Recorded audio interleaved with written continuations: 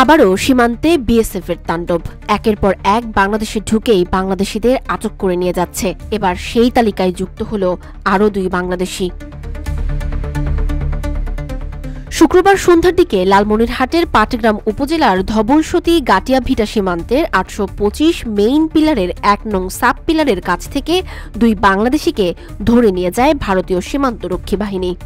আটক করা 2 জন পাটগ্রাম উপজেলার ধবলসতী গাটিয়ার ভিটা এলাকার মোস্তাকের ছেলে এসএসসি পরীক্ষার্থী রিমন ইসলাম ও তার মামা বগুড়ার বাসিন্দা সাজেদুল ইসলাম। RICL TMX, যুগের পর যুগ স্থাপনা থাকে মজবুত।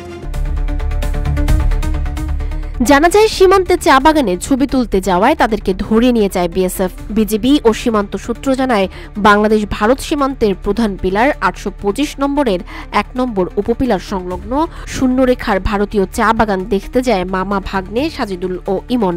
এ সময় মোবাইল ফোনে নিজেদের ছবি তোলার সময় ভারতের কোচবিহার রাজ্যের মেখলিগঞ্জ 98 বিএসএফ ব্যাটালিয়নের গোমতি ক্যাম্পের টহল দলের সদস্যরা তাদের ধরে ভারতের অভ্যন্তরে নিয়ে যান। এরপর সীমান্ত জুড়ে ছড়িয়ে পড়ে উত্তেজনা।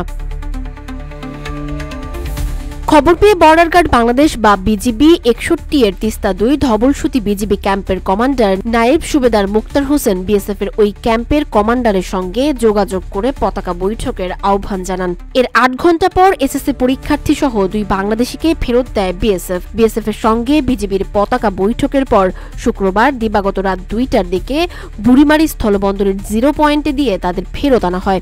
এমনটাই জানিয়েছে ফেরত আনা 2 বাংলাদেশির পরিবার।